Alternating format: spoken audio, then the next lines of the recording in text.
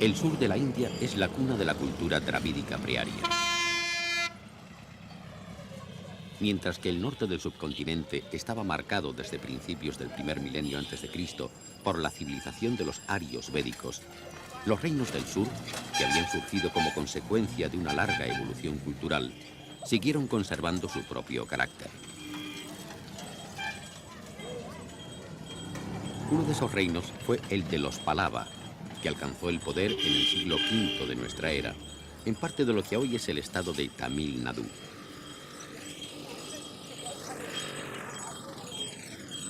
Hicieron de Kanchipurán la capital de su reino y lo siguió siendo después con las sucesivas dinastías reinantes hasta el siglo XVIII, cuando los ingleses erigieron a Madrás en la capital del estado.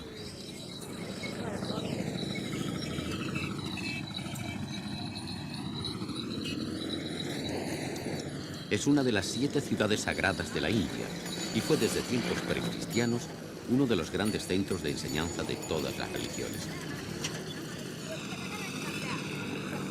Se convirtió en foco del budismo principalmente bajo el reinado de Asoka. El jainismo también tuvo su espacio en este lugar de tolerancia.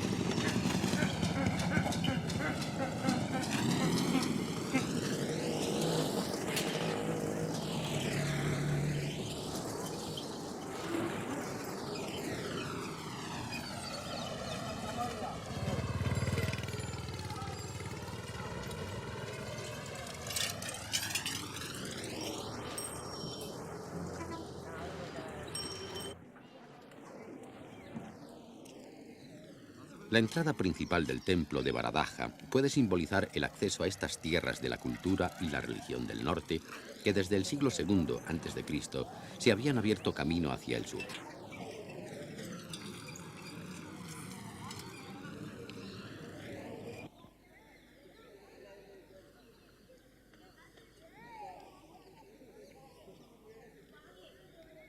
Aunque brahmanes y budistas siguieron gozando por igual de la protección estatal, a los Pallava se debe la implantación definitiva de la cultura aria en el sur dravidiano y ancestral. Desea poder regresar muy pronto a su hogar para, con el dinero ganado, ayudar a su familia y casarse con Ume, su novia desde la infancia.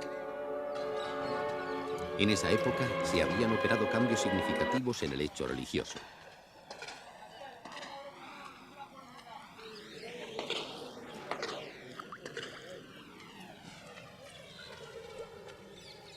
El ritual del sacrificio pasa a ocupar cada vez más el centro de la vida religiosa y aquellos que lo celebran, la casta sacerdotal de los brahmanes, logran alturas esotéricas solamente al alcance de los iniciados, lo que les aleja de la mayoría de la población, ocupada en resolver sus problemas cotidianos, los cuales acogen las nuevas ideas sin entenderlas del todo.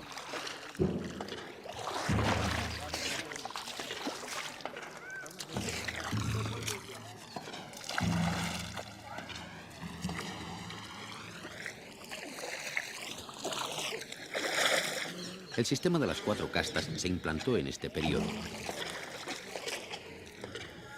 En la cúspide de la jerarquía, los brahmanes, luego los guerreros, después los campesinos y finalmente los sudras.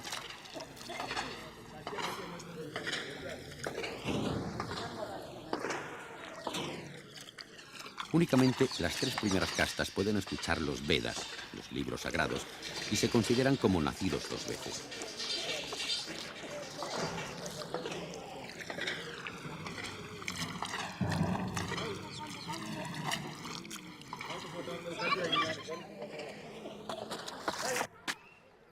La casta de los sudras está constituida por no arios y arios desclasados, y aunque no son esclavos, su dependencia económica les convierte en siervos.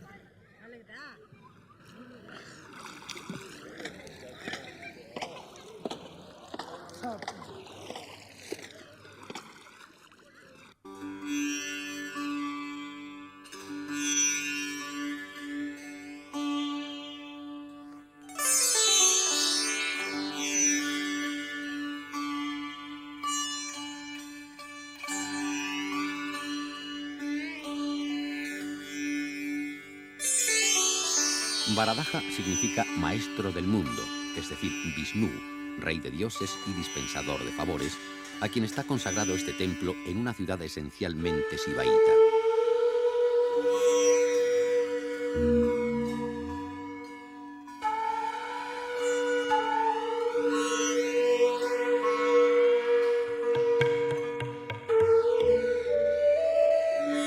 Arquitectónicamente, este templo destaca por su magnífica mandapa, un hall hipóstilo de 96 pilares, todos ellos excelentemente esculpidos.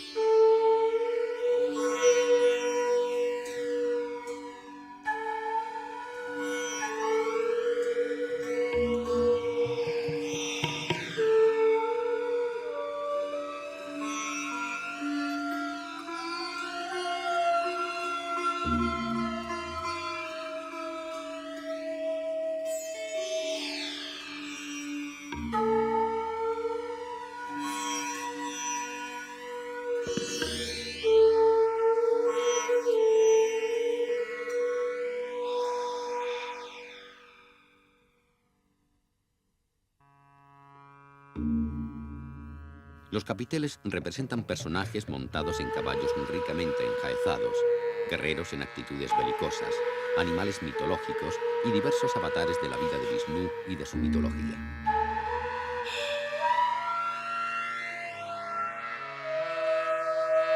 Es en los bajorrelieves y frescos historiados donde se ve florecer con maravillosa espontaneidad el gusto por la descripción y la narración que corresponden a la narrativa india. En principio, nada se descubre a primera vista referente a la intención mística o religiosa de lo representado. No obstante, el arte de la India es esencialmente sagrado. Por el contrario, el acento profano de las escenas asombra desde el principio.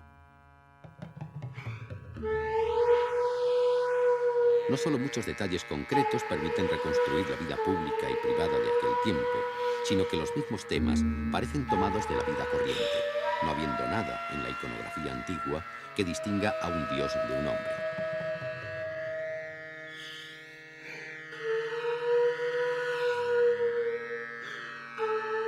Por añadidura, la predilección de los artistas por utilizar el cuerpo humano, dándole posturas lascivas, lánguidas o dinámicas, contribuye aún más a desarrollar esta impresión en el no iniciado.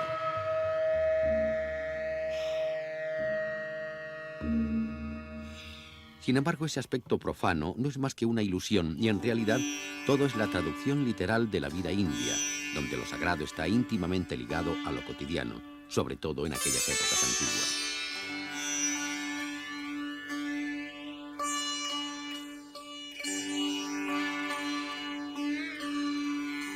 Desde su aparición, el arte de la India tiene acento original. Siendo naturalista, describe la naturaleza bajo un aspecto idealizado o bien estilizado, aunque verídico en su esencia. Como arte idealista, no reproduce más que, en caso de necesidad absoluta, la vejez o los cuerpos contrahechos. Sus héroes son adultos e imberbes. Sus heroínas son mujeres en plena juventud.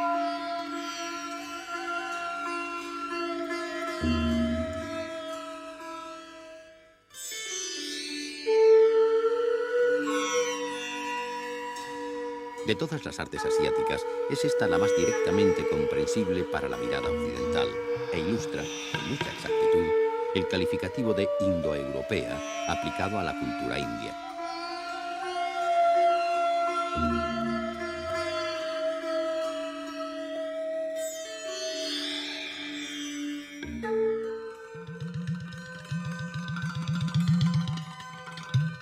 Kailasanatha es uno de los templos más bellos y antiguos de la ciudad.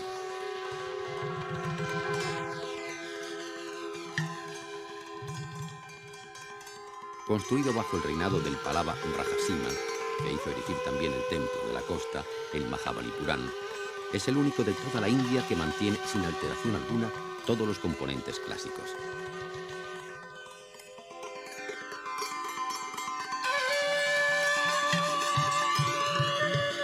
Se encuentra aislado en un extremo de la ciudad y está dedicado a Shiva, el señor del monte Kailasa. Está construido en grés, como todos los de Kanchipuram, aunque tiene dos bases de losas de granito para darle más solidez.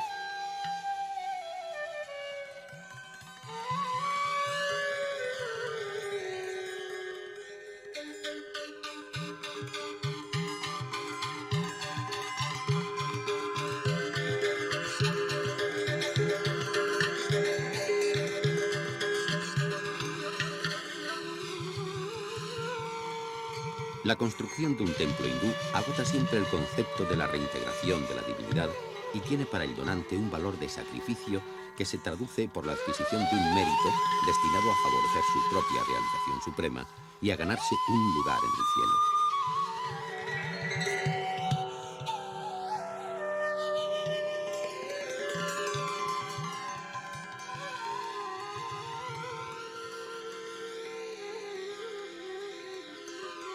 El arquitecto, dirigido por un brahman, tendrá conocimiento de la profunda significación de lo que va a hacer. Al igual que el donante, meditará sobre los textos sagrados. De lo contrario, su actividad correría el riesgo de ser considerada peligrosa.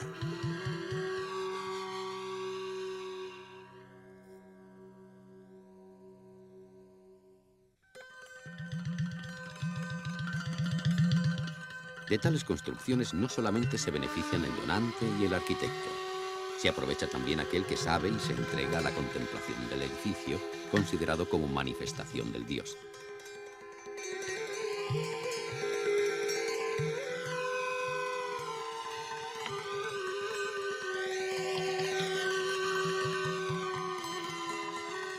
A lo largo de todo el magnífico patio, adosadas al muro del claustro, se encuentran una serie de capillas pequeñas que acogen imágenes de Shiva en sus diferentes reencarnaciones junto a otros dioses secundarios.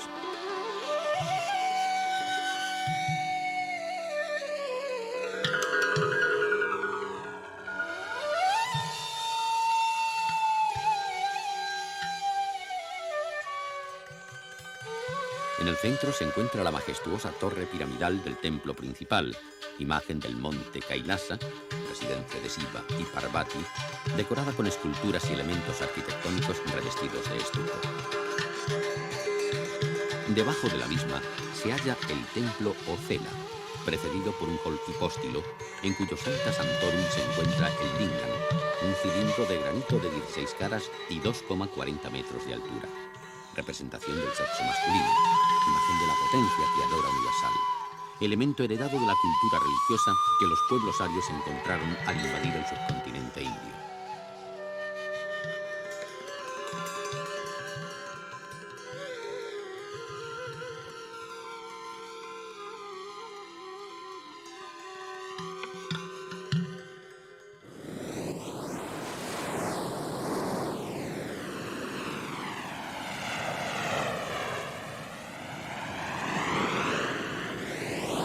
Estas bravías aguas de la costa de Coromandel, en el sureste de la India, no consiguen amedrentar a los pescadores que desde tiempos inmemoriales y sobre unas balsas tan antiguas como esos tiempos extraen de las mismas lo necesario para vivir.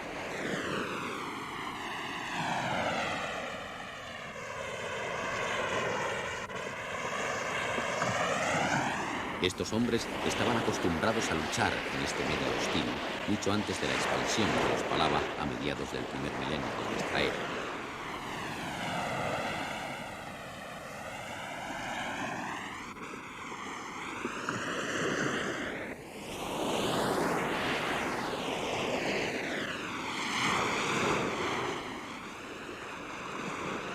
Todos los reinos del sur comerciaban con casi todo el mundo conocido desde tiempos precristianos. Las monedas romanas y de Bactria que se han encontrado en las arenas de esta playa corresponden al apogeo del comercio marítimo con Roma, que llegó a tener una factoría en esta misma costa cerca del actual Pondicherry.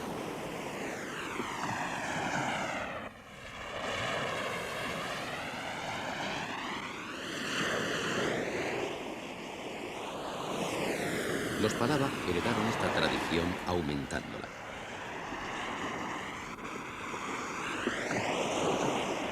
Llegaron a Ceilán y a las costas orientales del mar de Bengala.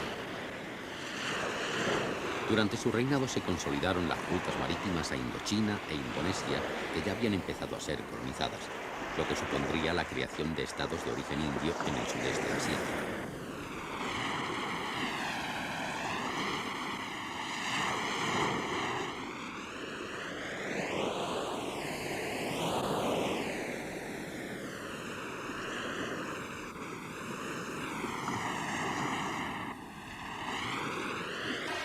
Fue durante el reinado del gran Narasimha cuando este imperio marítimo comenzó a florecer artísticamente. El mismo nombre del lugar perpetúa el del gobernante. Narasimha era conocido como Mamala, el gran luchador. La ciudad, situada a poca distancia del sur de Madrás, fue conocida con el nombre de Mamalapuram. El nombre actual, Mahabalipuram, es una modificación del primero que conoció la ciudad.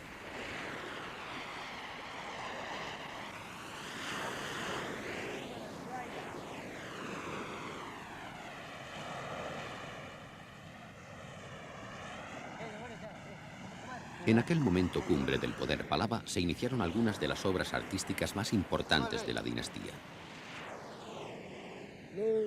Comenzaron a mediados del siglo VII y continuaron durante 2 generaciones más hasta el siglo VIII.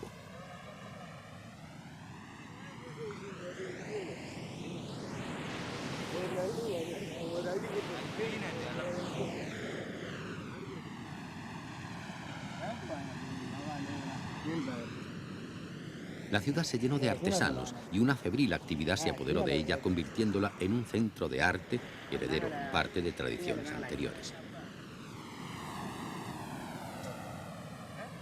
Este afán se mantuvo durante siglos.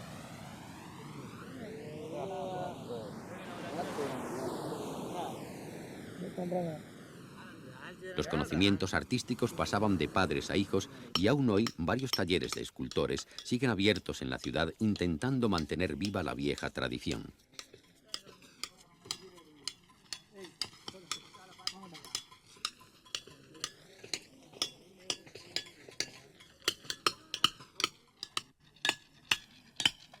La India es, sin duda alguna, uno de esos lugares del planeta donde no resulta difícil imaginar la visión del tiempo pasado.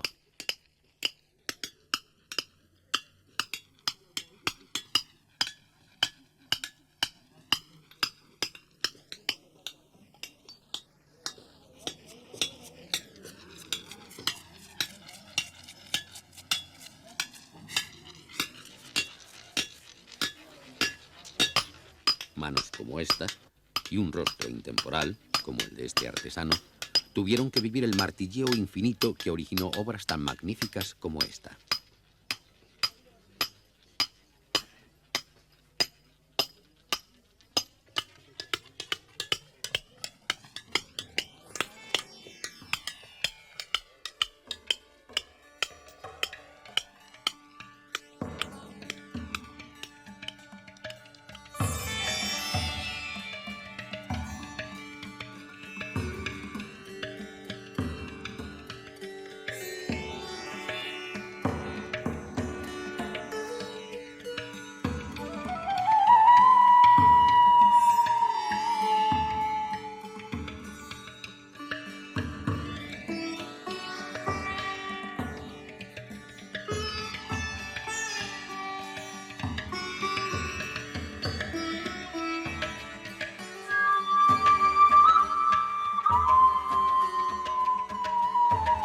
Esculpido sobre la cara este de una enorme roca que se ilumina a la salida del sol, este relieve de 27 por 9 metros nos relata en un inmenso fresco la leyenda del descenso del río Ganges, que Shiva recibió en su cabellera para preservar a la tierra de su destrucción.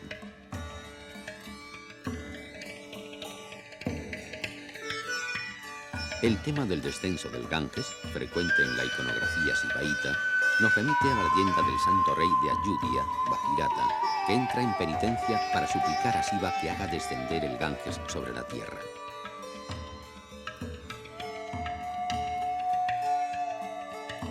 El relieve muestra justamente el momento del suave discurrir del río.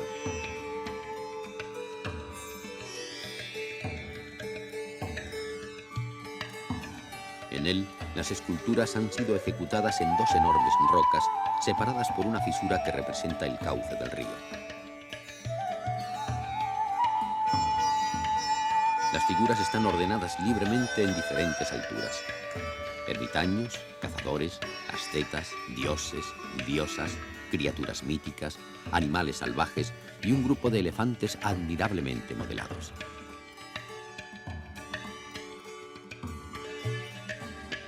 Estas filas de personajes están orientadas hacia un grupo de esculturas cerca de la fisura, a la izquierda, donde está representado Bajirata en actitud ascética cerca del rey serpiente, Shiva, con 4 manos, una de ellas con el simbólico tridente escoltado por los nagas, enanos deformes que son sus servidores.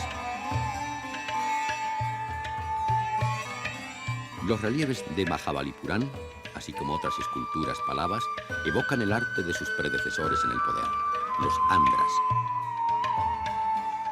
Junto a la estilizada y elegante gracia, que es la marca del arte palava, pervive el gusto narrativo anterior, de carácter épico, atenuado, con sencillez, por la observación directa de la naturaleza.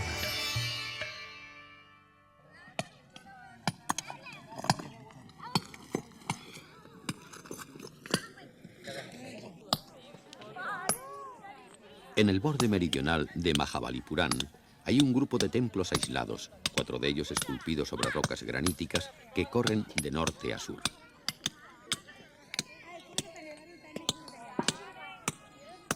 En este conjunto arquitectónico figuran también un león, un elefante y un buey, Nandi, la montura de Shiva.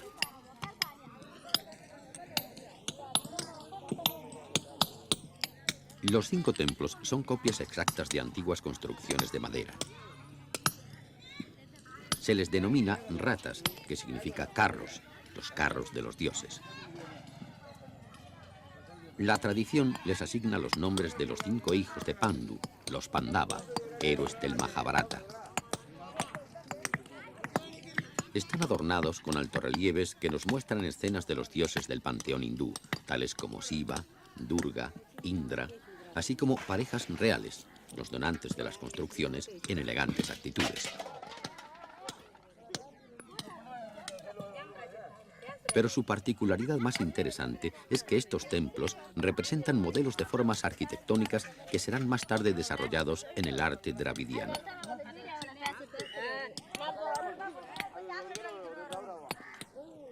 La estructura más interesante se encuentra en el extremo sur del conjunto.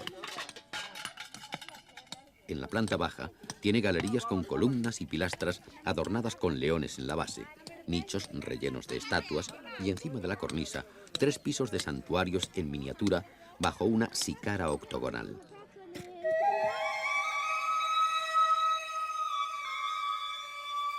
En los primeros años del siglo VIII comenzó la construcción del templo de la costa que se levanta a orillas del mar.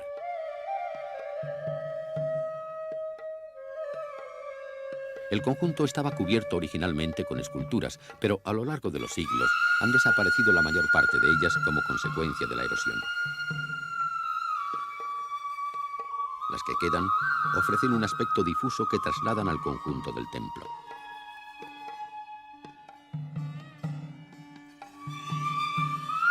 Este templo es un santuario dedicado a Shiva. Su capilla, debajo de la alta torre, está orientada directamente al mar, no solo para que las primeras luces de la mañana la iluminen, sino también para que los pescadores y marineros rindan homenaje a la divinidad desde sus barcos al cruzar delante del templo. Mientras los hijos de los pescadores juegan y marisquean sobre el espejo de la playa de Mahabalipuram, sus padres, como han hecho siempre, mucho antes que existiese el templo de la costa y el imperio de los Pallava, siguen luchando contra este mar generoso y cruel que les da y les quita la vida, como si se tratase de un dios más del panteón védico.